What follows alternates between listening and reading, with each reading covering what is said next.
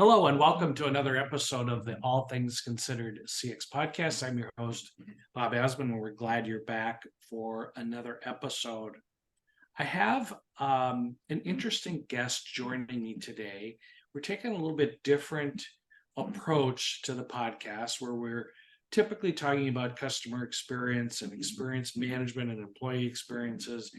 And I was approached recently to have today's guest on the podcast, who's a very successful entrepreneur. And I thought to myself, we're more about experience than we are entrepreneurship. And then I kind of stopped myself in my tracks and said, but without the experience, there isn't going to be any entrepreneurship. So with that, I'm really happy to have Bryan Clayton joining me today, who is the founder and CEO of GreenPal. Bryan, welcome. Please introduce yourself to our listeners.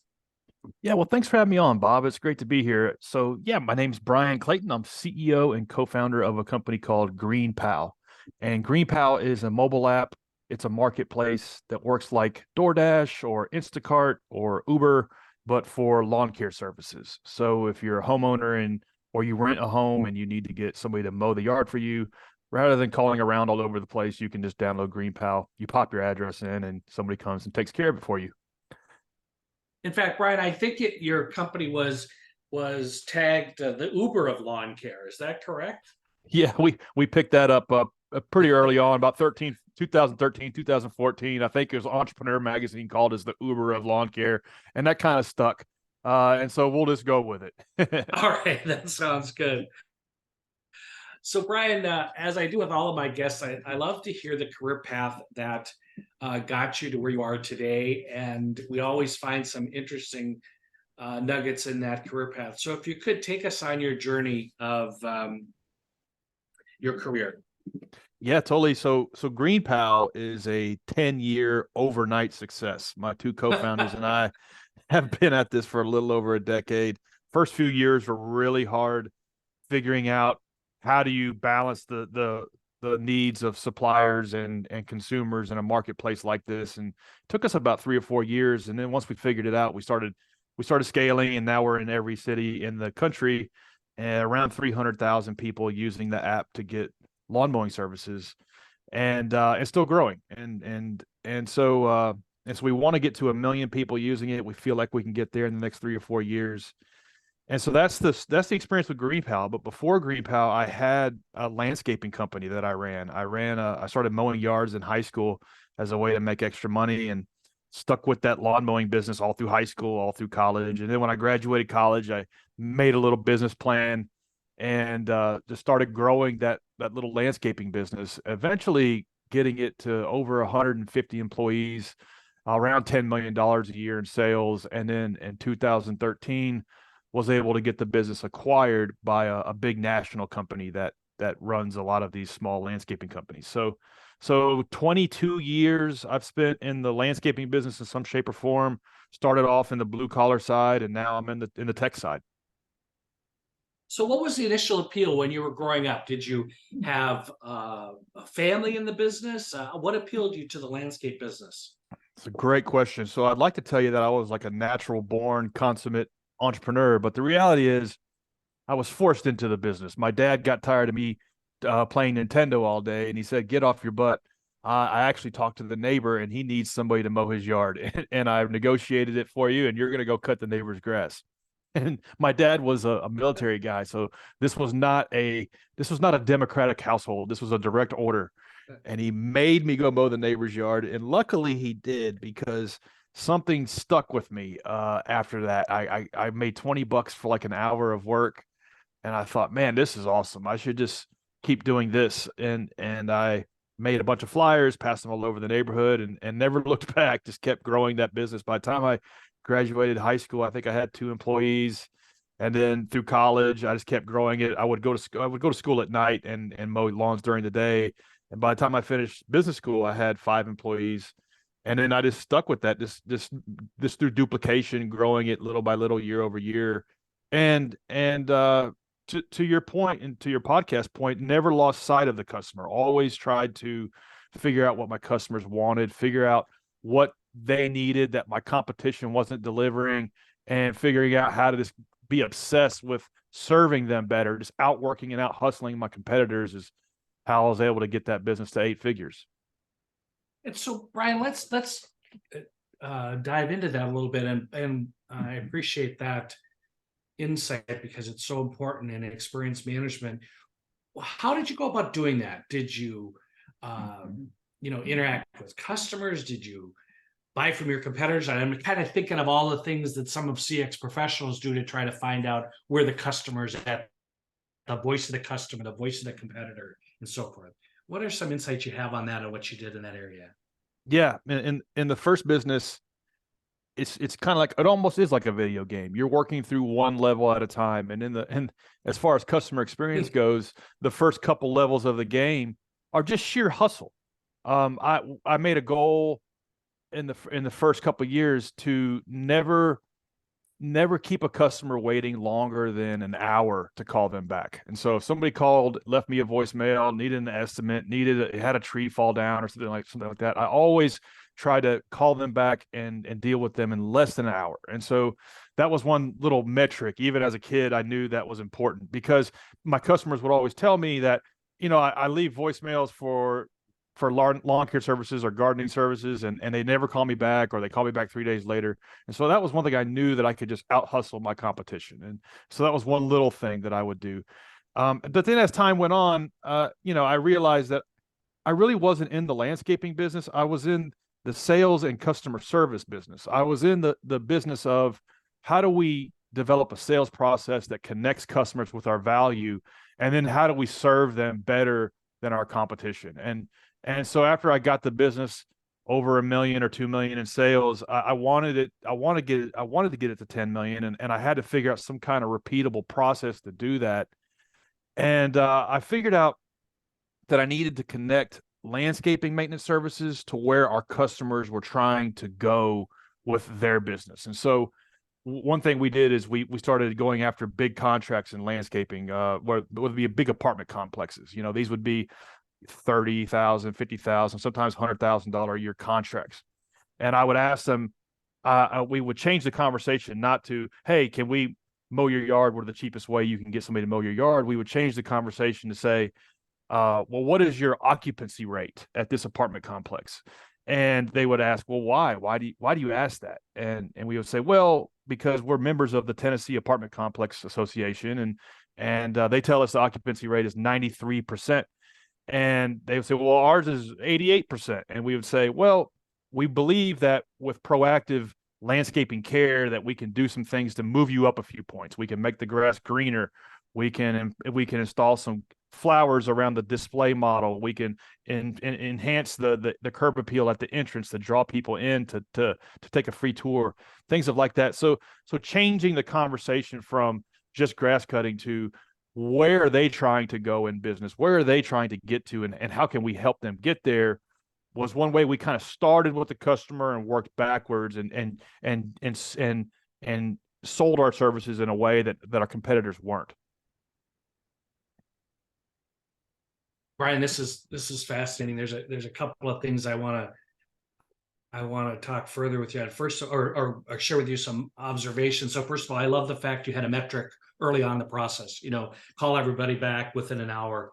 That is so important, and you hear that a lot, especially at the time when you were doing this. The smaller contractors, because they're so busy running their business, they don't always have time to manage the office, do the billing, answer the phone calls. So I think the fact you have a metric, and in customer experience, we talk about metrics all the time, and in fact, probably overcomplicate the metric process within experience management.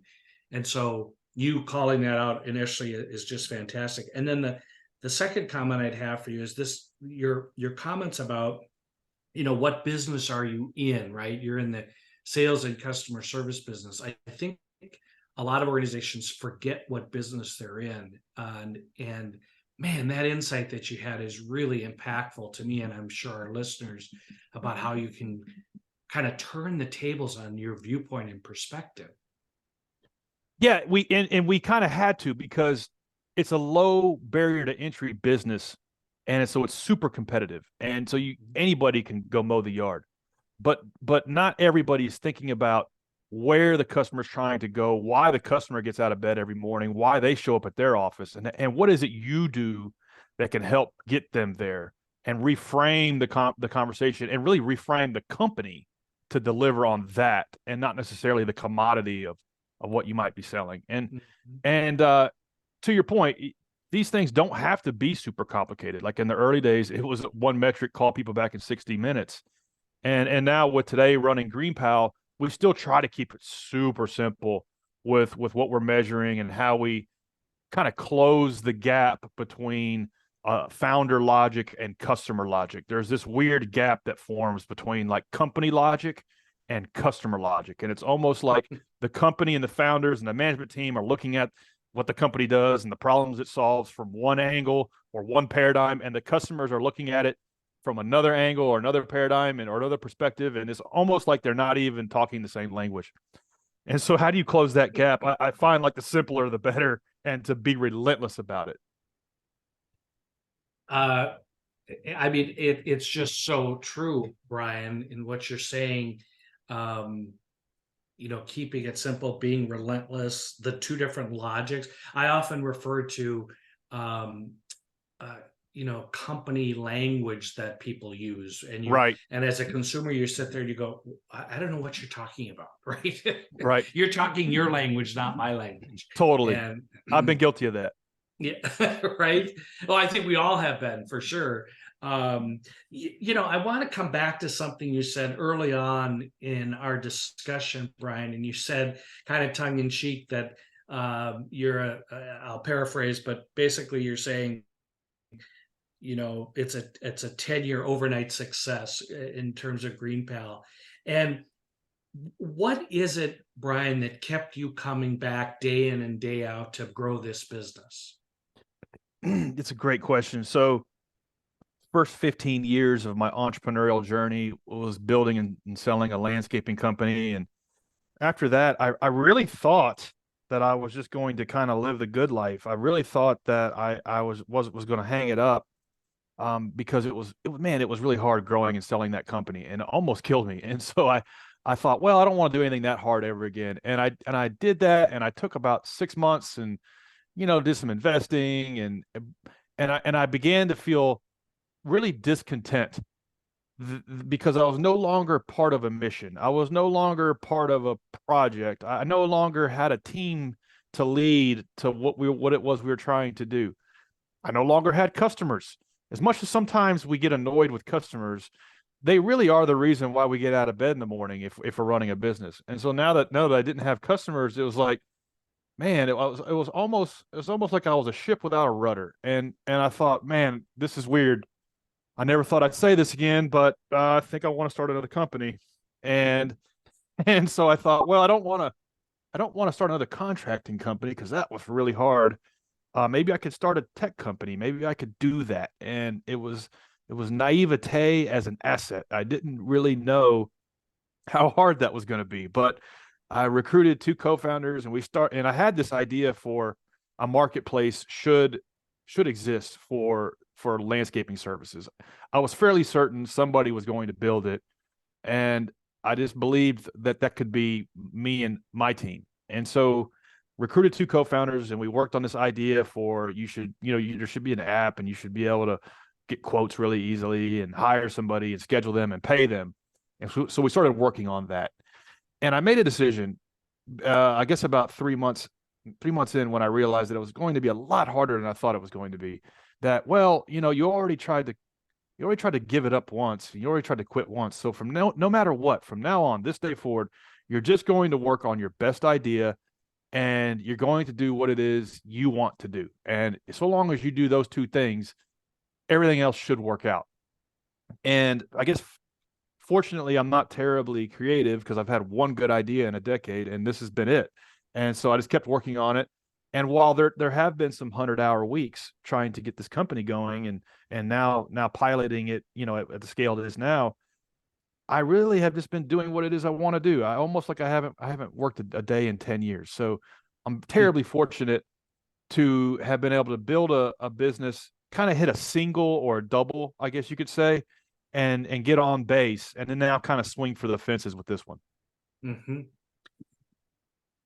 Bryan, this is so insightful because a little bit of background in terms of the customer experience profession. A lot of my colleagues in this profession find themselves, hitting their heads against the wall because they can't make progress, they can't improve the experience. The organization has multiple priorities. The executive team isn't involved and not supportive. I mean, there's a whole host of issues, and there's two schools of thought. One is if you don't have top-down engagement and support, you can't be successful. And another school of thought says, create a skunk works, do what you can within your own department or organization, recruit some of your colleagues, and try to make small steps that improve the experience that could demonstrate to the organization that this is an important thing. And what I like about your insights is that focus, you said it earlier, relentless, but that intense focus on staying on task, so to speak, and not losing sight of what the goal is. I think that's so impactful to CX professionals. Well, this stuff sounds super simple, but it's actually kind of hard and annoying to put it into practice. You got a million things going on every day. You're just trying to keep the thing running. And it's like, I know what the customer wants. I know what the customer wants. Like, we don't need to worry about that. We're just trying to execute. And what I have found is a lot of times when in 22 years of business, anytime I've ever been stuck, not knowing what to do, or the metrics are sideways or what have you, if I picked up the phone and called 5 or 10 or 20 customers, I'd always get some key insight. I would always get some kind of nugget that would help us unstick the business. And I actually now artificially put this in my workflow. It is some of the highest leverage time I spend. So I spend an hour a day, every day now, still doing customer support of some kind. Even though we have a CS team and we have thousands of people using the product at any given time, I still jump in there, and at least 1 hour a day, I will answer the phone, respond to email tickets, do the live chat. And what that does is it's an artificial thing a forcing function that I put in my daily routine, in my daily habit, that closes that gap between how I'm viewing what the company's doing, how I'm viewing our value proposition, how I'm viewing our priorities versus how the customer is viewing it. And while I'm never going to be perfect at it, it helps close that gap that naturally forms. And you would think, man, there's no way just doing an hour of customer support. I'm telling you, it's like it's some of the highest leverage time I spend. And then that does a couple things. It's free R&D. It clarifies my thinking. And then when I'm going to the team and we're talking about some feature we want to build, or a lot of times we're the arbiter of this marketplace. We're the judge and jury on how things should go, and we have to make a policy change. And I can confidently talk to my team and say, no, I talked to 25 people last week personally that had this problem. And I feel fairly certain that we should do this because of this tacit experience I have interacting with our customers. I have basically cut through all the noise to the only thing that matters. And that is one little trick that I think every executive, every CEO should do. And you see big companies still do this. I think DoorDash instituted a policy where everybody in the company has to deliver food on the system. If you're an engineer making $500,000 a year, you still have to go in once a month for an hour and deliver food on the system. And so nobody loses sight of what it is we're trying to do, what our mission is. So this stuff can be powerful if you make it part of the routine and the daily habits of everybody, and from the top down. That is so true. And I have to tell you, there's an article that I use in some of my teaching, an HBR article, "Staple Yourself to an Order," and it was written in the '90s, and I still use it today. I love that. Have you read the article? I haven't read it, but I love it. Just the title has got my wheels turning. You've got to pick it up and read it, because you're talking exactly what this article is talking about.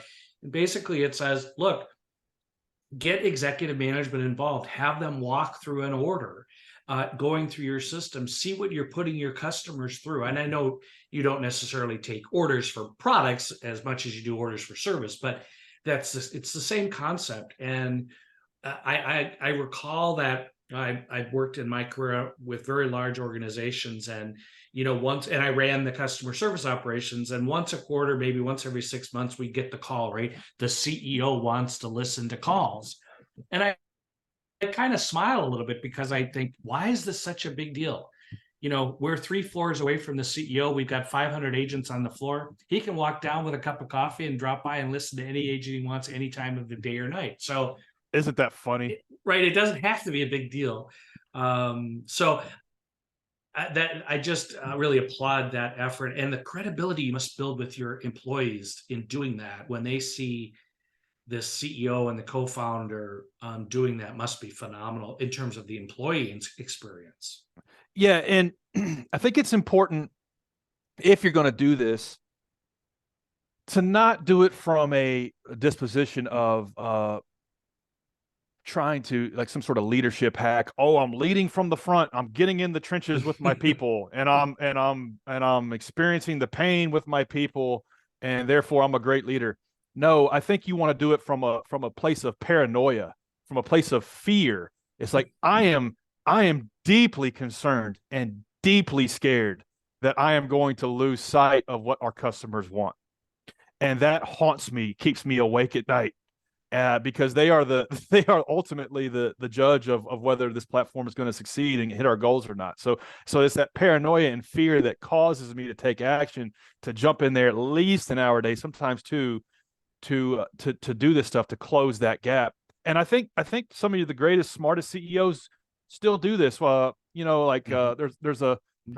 think it's a Sam Walton quote. He says, walk your store.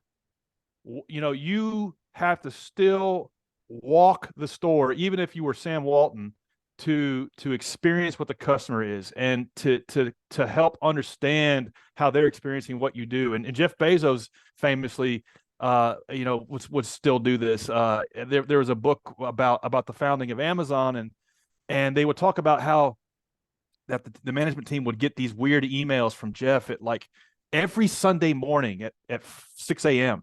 They would get weird emails about quirky things on the site or on the system that he saw, that he experienced himself, or God forbid, typos or something like that. And what was happening was every Sunday morning was Jeff's time to walk the store, so to speak. He would buy stuff on Amazon. He would interact with the system. He would interact with customer service. He would act as a customer.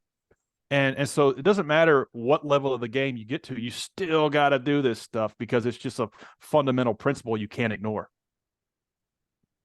That is outstanding advice. I couldn't agree with you more. And I know that, when I interact with websites and so forth, and there's issues, I always wonder to myself, why is the customer discovering this? Why aren't you discovering these issues, Right. or you wouldn't be putting us through this?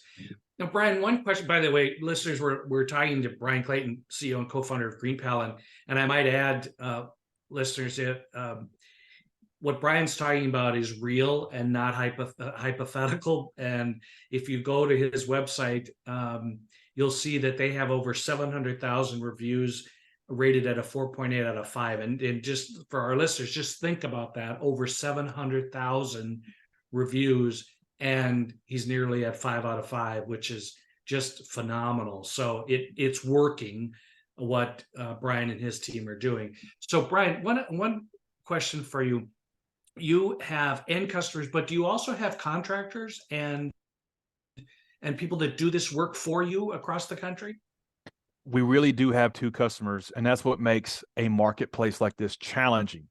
If you think about it, Airbnb has two customers. They have the people who are renting out their house and the people who are renting the house.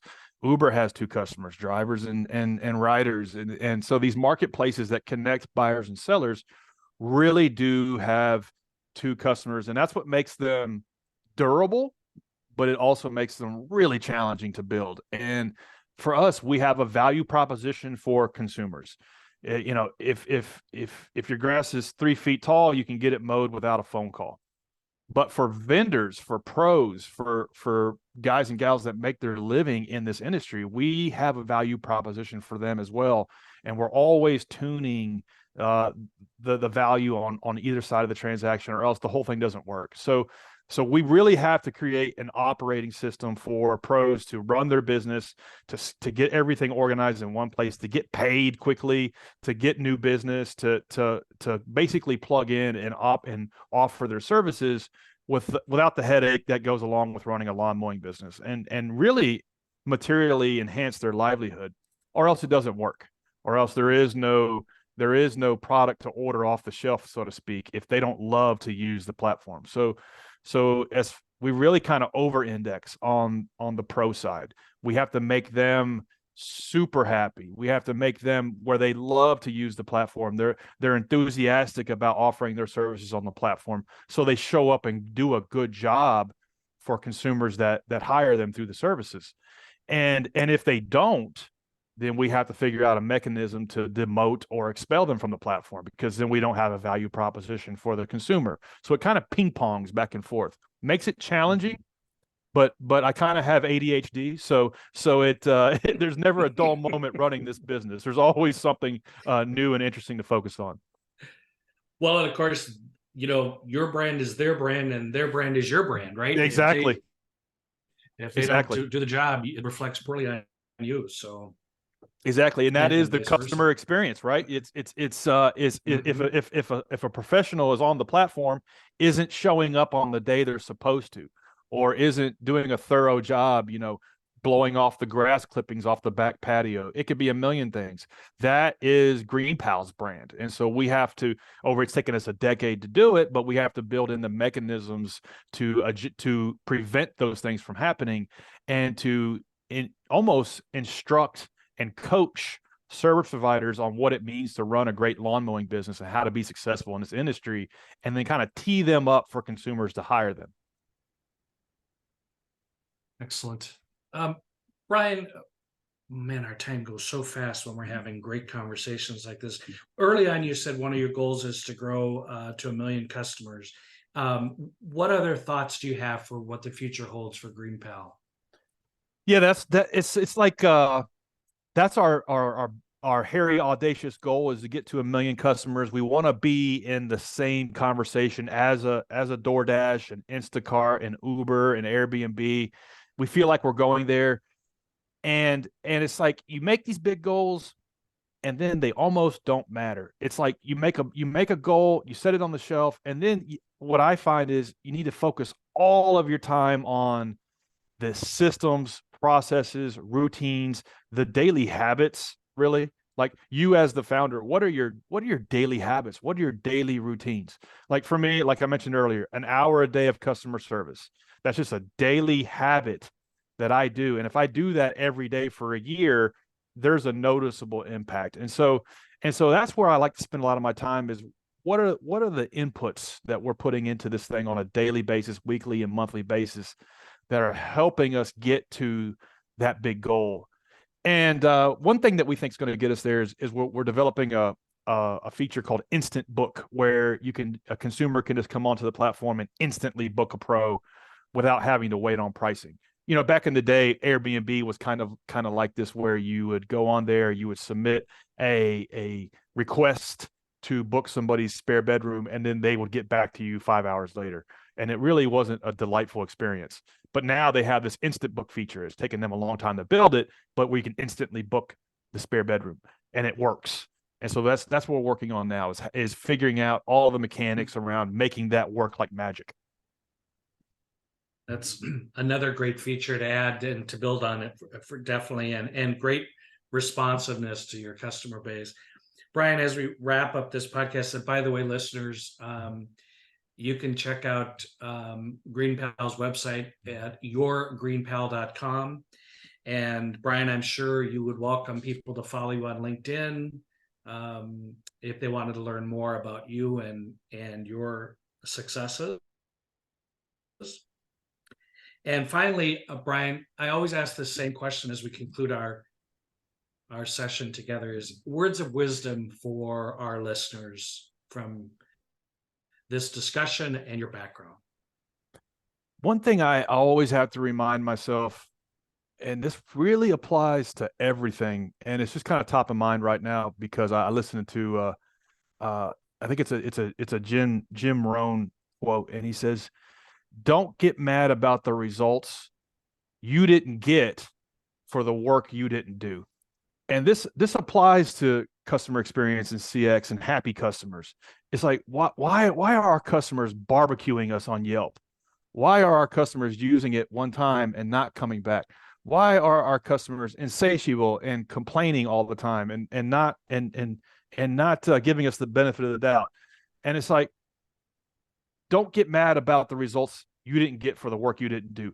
Did you call 10 customers last week and talk to them and ask them what they wish you would do differently? Did you take that back to the product team and develop a feature to solve that problem? Did you maybe create a better experience around wait times on chat support or something like that? Or did you create some content that would help them solve a problem themselves rather than having to call you on the phone? It's like, don't get mad that you don't have happy customers if you didn't put in the work. And this is something I have to tell myself all the time, whether it applies to what we're trying to do at GreenPal or anything else in my life. And so I like to always tell myself that and also share that. Those are fantastic words of wisdom, Bryan. Thank you so much for those words, and thank you for your time today. It's with your focus on the customer, it's no wonder you have been and will continue to be successful in growing GreenPal and whatever your future endeavors are. So we really appreciate your time today. Well, thank you, Bob. I enjoyed it. Great conversation. Indeed. And listeners, this has been another episode of the All Things Considered CX podcast. As always, if you've enjoyed this podcast, please share it with your network and stay tuned for more episodes of this podcast, as well as those from my colleagues at the CXMM Radio Network.